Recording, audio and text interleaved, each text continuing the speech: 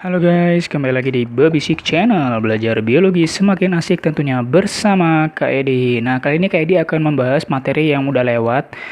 Sorry sebelumnya karena ini ada yang request ya. Jadi kita bahas sistem saraf dulu ya, karena ada beberapa sekolah yang masih ketinggalan untuk masih ngebahas review sistem saraf ya. Langsung aja yuk. Sistem saraf itu apa sih sebenarnya? Sistem saraf itu merupakan salah satu bagian dari sistem regulasi atau koordinasi di dalam tubuh makhluk hidup terutama di tubuh manusia.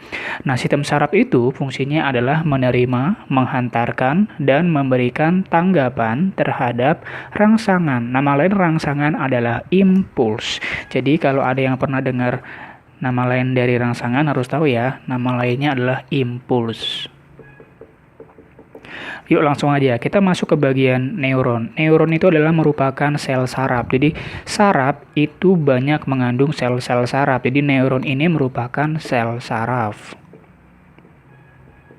Bagian-bagian dari sel saraf ini ada bagian yang paling ujung yang kayak mie keriting di bagian luar atau nomor 1 ya. Itu adalah dendrit. Kemudian nomor 2 ini membran sel. Nomor 3 itu yang ini, yang di tengah-tengah ini, kecuali yang kecil ini bulat ya. Ini, yang ini. Nah, itu adalah badan sel. Kalau yang paling kecil buletan itu nukleus atau inti sel ya.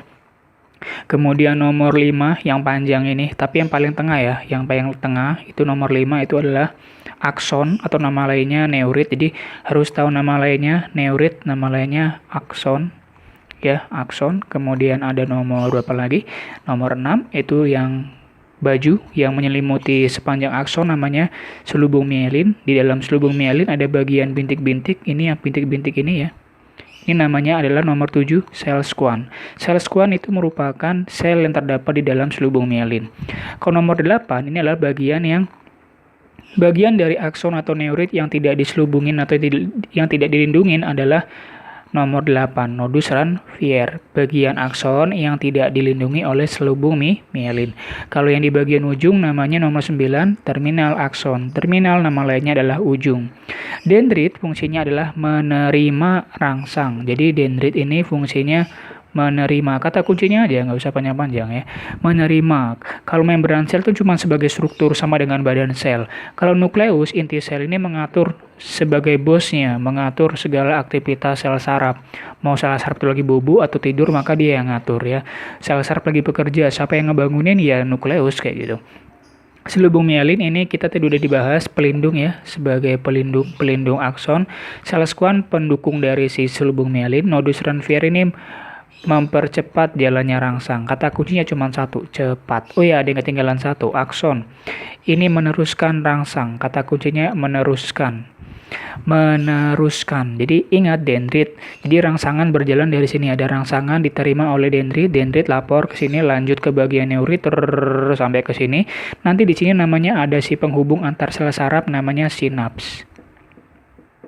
Gitu ya. Jadi ada kepala, ekor, sinaps, kepala. Jadi bukan kepala, ekor, bukan kepala, ekor. Ini kan ada banyak sel saraf nanti ya. Ada banyak sel saraf.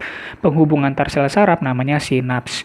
Kakak ulangin, kepala, ekor, sinaps, kepala, ekor, sinaps, kepala, ekor gitu ya. Kepala, ekor, kepala, ekor. Kepalanya siapa? Kepalanya dendrit, ekornya akson atau terminal akson gini.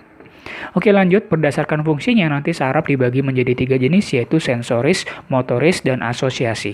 Kalau yang namanya sel saraf sensoris itu fungsinya adalah sebagai penghubung mulai dari reseptor, kata kuncinya ya, membawa rangsangan mulai dari reseptor menuju ke sistem saraf pusat.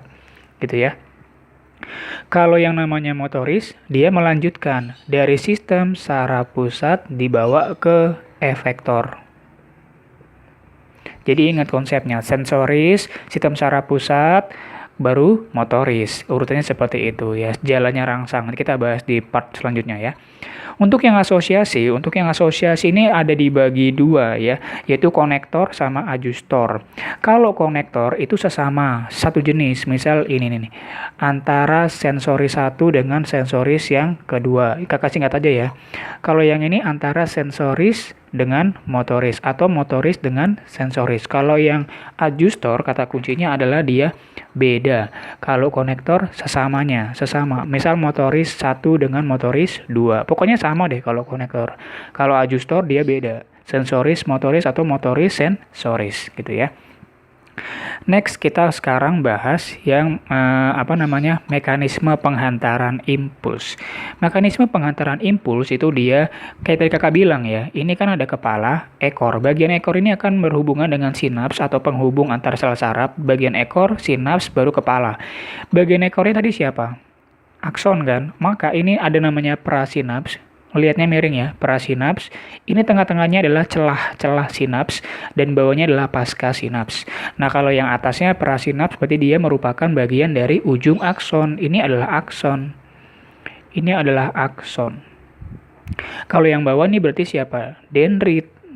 Kan Kak bilang tadi ya, ini kepala, ekor, sinaps, kepala. Ekor, sinaps, kepala. Ini ekor, sinaps, kepala. Kan gitu. Ini tengah-tengahnya kan celah sinaps gitu ya. Nah, itu ada bagian-bagiannya. Itu kayak nggak jelas ya gambarnya. Mungkin kamu harus dideketin nanti ngelihatnya ya. Itu ada bagian nomor 1. Ini namanya kakak kasih nama aja ya. 1 ini vesicle. Vesicle itu kantong-kantong ya.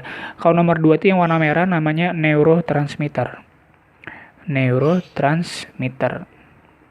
Kalau yang nomor 3 ini adalah si impulsnya. Jadi impuls itu dibawa sama si neurotransmitter. Neurotransmitternya masuk ke bagian vesikel dari ujung akson. Nanti dipindahkan lewat celah sinaps. Jadi ini namanya yang tengah-tengah ini celah sinaps. Celah dari sinapsnya. Nanti dia akan pindah nih yang warna merah ke bawah. Nah, ini adalah protein reseptornya yang menerima. Siapa yang menerima? Dendrit. Ingat, dendrit menerima. Ya kan? Kakak ulangin dari atas ke bawah melibatkan prasinaps, sinaps, dan pasca sinaps. Prasinaps itu merupakan akson, sedangkan pasca sinaps adalah dendrit. Ekor, sinaps, kepala. Ekor, sinaps, kepala. Gitu ya urutannya ya. Ekor, sinaps, kepala. Next, apa sih sebenarnya neurotransmitter itu, Kak? Neurotransmitter itu merupakan suatu zat kimia, ya, senyawa kimia atau zat kimia yang sifatnya menghantarkan, yang tugasnya menghantarkan impuls. Nah, nanti biasanya dia ada 2. Biasanya kalau di soal-soal ujian SMA itu biasanya cuma ada 2, yaitu ada golongan asetilkolin yang sering keluar aja ya. Asetilkolin. Kemudian ada lagi golongan serotin dan dopamin. Serotin dan dopamin. Oke, langsung next kita bahas yang penghantaran impuls. Mekanisme penghantaran impuls ini kalau bagian yang secara bentuknya ya, kalau ini secara skematisnya, konsepnya adalah pompa ion Na dan K. Ini kalau ada plus sama plus itu ion ya, pelajaran kimia. Jadi ini merupakan konsepnya membawa pompa Na dan K. Natrium, kalium, atau nama lainnya sodium, potasium. Konsep kimia.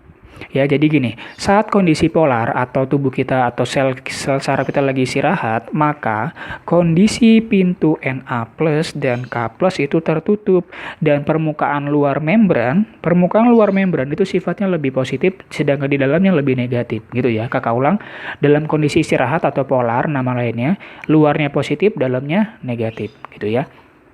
Kenapa begitu? Karena ion pintu dari Na dan K+ tertutup. Jadi kondisinya diam, lurus kan? Ini kondisinya. Kalau dipolar itu ada rangsangan, karena ada rangsangan sehingga gimana? Pintu Na+ terbuka. Kalau pintunya kebuka gimana? Yang tadi plusnya jadi masuk ke dalam gitu kan? Karena ada pintunya kayak ada rumah gitu loh. Ini rumah nih kotak-kotak nih. Pintunya kebuka apa tertutup gitu ya. Kalau pintu Na+ kebuka, plus Na itu plus kan? Plusnya itu kebuka. Gimana? Yang plus tadi di luar masuk ke dalam sehingga negatifnya keluar. Sehingga mengalami kenaikan. Kenaikan itu artinya dia mengalami perjalanan rangsang ya. Dan kalau dia lagi mengalami perjalanan rangsang, artinya dia mengalami penurunan gradien listrik. Turun gradien listriknya gara-gara plusnya masuk, negatifnya keluar. Nah, kalau udah selesai rangsangannya, maka dia kembali lagi istirahat, kembali ke semula dengan cara apa? Ngebuka pintu K+ dari pintu-pintunya ini. Jadi kan pintunya ada 2, pintu Na sama K gitu ya. Pintu K+ kebuka sehingga gimana? Tadi yang plusnya di dalam, ini keluar sekarang gantian sehingga kembali ke posisi semula dan dia turun lagi gitu. Atau istirahat lagi. Ini tidur, bekerja, selesai bekerja. Misal kamu dicubit, kamu akan merasakan rangsangan cubit kan. Kalau kamu yang dicubit kan nggak ada rasanya gitu kan. Diam itu berarti dia nggak dicubit. Ini saat dicubit, ini selesai dicubit. Gitu konsepnya ya. Kenapa dicubit rasanya sakit? Karena Na plusnya terbuka. Ada pergeseran antara gradien atau muatan di dalam dan di luar membran. Gitu ya. Konsepnya adalah gimana? Polar, depolar, polar. Kalau polar kedua-duanya tertutup, kalau depolar Na-nya kebuka sehingga plusnya masuk.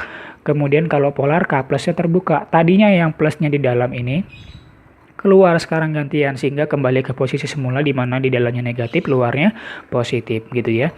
Ini merupakan masih dalam tahap 1 penjelasan dari sistem saraf ya. Jadi belum selesai, ini masih ya part 1 lah. Kurang lebih nanti mungkin ada penjelasan sekitar mungkin ya dikit lah ya. Oke, cukup dulu untuk penjelasan ini, penjelasan sistem saraf untuk part 1. Silakan tungguin untuk yang part 2-nya. Jangan lupa untuk selalu berlangganan, klik tombol subscribe dan klik tombol like, dan silakan tinggal komen dan share video ini sebanyak mungkin ke teman kamu supaya makin pintar belajar biologi bersama Kak Edi Bebesik Channel.